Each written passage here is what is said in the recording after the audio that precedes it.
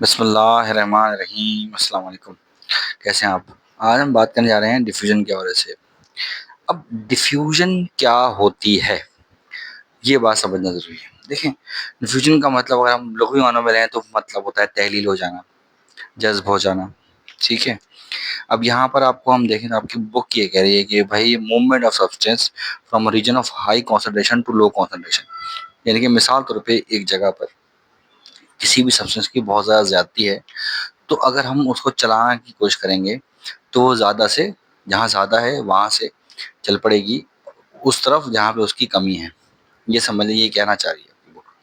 ठीक है? It is therefore said to occur down a concentration gradient. यानी कि कॉन्संट्रेशन ग्रेडियंट के मुखालिफ नहीं चलती डिफ्यूजन में, कॉन्संट्रेशन ग्रेडियंट के सिम्त में चलती है, उसी के रास्ते में चलती है। अब इसकी एक मिसाल देता हूँ मैं। एक कमरा है, उसमें बहुत सारे लोग हैं और कमरा बंद पड़ा हुआ है और साथ वाला कमरा मुकम्मल तौर पे खाली है। अगर हम दरवाज़ा खोलेंगे तो क्या होगा? लोग उस कमरे से निकल के उस खाली कमरे की तरफ चल पड़ेंगे। ऐसे ही होगा। तो सेम इसी तरीके से मुख्तलिफ किस्म के मॉलिक्यूल्स में होता है। और डिफ्यूजन हमेशा, ये बात याद रखिएगा कि डिफ्यूजन गैस मॉलिक्यूल्स और वाटर मॉलिक्यूल्स दोनों में होती है। और लिखा हुआ है कि diffusion is a passive process. अब पैसिव प्रोसेस का मतलब ये होता है कि इसमें कोई पैसा खर्च नहीं होता, इसमें एनर्जी खर्च नहीं होती। Means it does not required energy input. Input energy नहीं चाहिए इसको। इट अकर्स, वो बता रहा है, a living or non living membrane and can occur in a liquid or a gas medium. Liquid medium में भी होगा और गैस मीडियम में भी होगा, तो बता चुका हूँ मैं आपको। Diffusion of carbon dioxide, oxygen, water, and other small molecules that are able to dissolve in a lipid bilayer। देखें, ये क्या समझा रहा है कि हमारे पास सेल मेम्ब्रेन है, वो किससे मिलकर बनी हुई है? लिपिड बाइलेयर से मिलकर बनी हुई है, जो हम डिस्कस कर चुके हैं लास्ट वीडियो में। अगर किसी को नहीं देखी है किसी ने तो वो जाके देख ले सेल मेम्ब्रेन को। अच्छा, अब उसमें वो बता रहा है कि ये जो गैस मॉलिक्यूल्स है ना, ये क्या करते हैं? मेम्ब्रेन के में डिसॉल्व नहीं होते, ये डिफ्यूज होते हैं। और डिफ्यूज होकर ये आराम से सेल मेम्ब्रेन के अक्रॉस आते जाते रहते हैं। तो यहाँ पर अगर आप नोटिस करें तो आपको एक एक्सपेरिमेंट भी करके दिखाया उन्होंने कि शुगर का जो है शुगर का जो डेला है वो उन्होंने डाला पानी के अंदर और वो आहिस्ता आहिस्ता आहिस्ता डिफ्यूज हो गया। ठीक है? ये उन्होंने बताया है कि डिफ्यूजन किस तरह से होती है। इसको हम और आसान कर लें तो अगर आप इंक का एक कतरा पानी के अंदर डालेंगे तो वो आहिस्ता आहिस्ता डिफ्यूज हो जाए, यानी कि फैल जाएगा, यानी कि पानी की मॉलिक्यूल के साथ मिक्सअप हो जाएगा। इसको हम डिफ्यूजन कहते हैं। ठीक है? अब नेक्स्ट टॉपिक हमारे पास है ऑस्मोसिस। ऑस्मोसिस क्या होता है?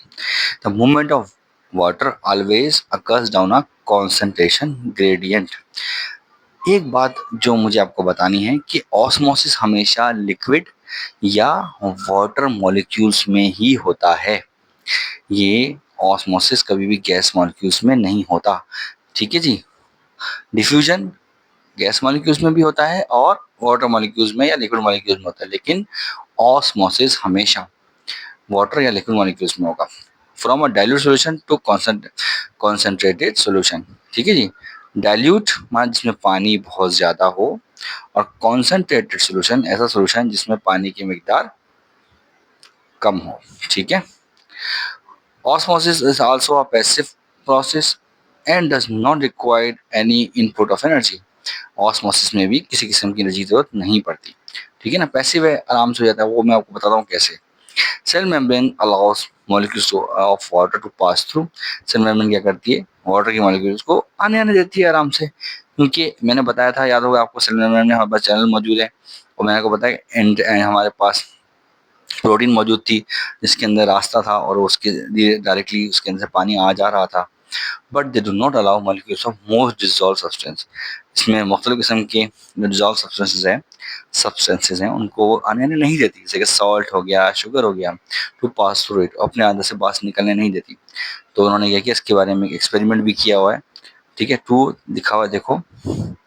अब अगर आप देखें इस एक्सपेरिमेंट के अंदर कि माशाल्लाह से दोनों एक साइड पर उन्होंने देखा कि मॉलिक्यूल्स मौजूद हैं कम, और एक साइड पे मॉलिक्यूल्स बहुत ज़्यादा मौजूद हैं। ठीक है जी।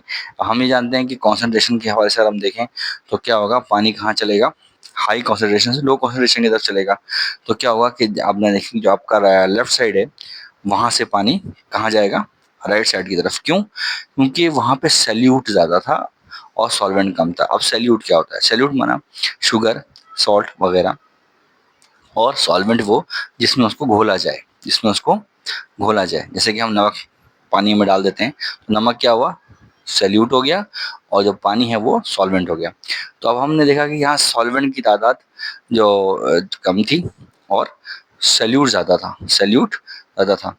तो क्या हुआ कि थोड़ी देर के बाद हम देखा कि जहाँ पे सैल्यूट कम था और सॉल्वेंट ज़्यादा था, पानी ज़्यादा था, तो वहाँ से वो चल के कहाँ पहुँच गया, यहाँ आ गया।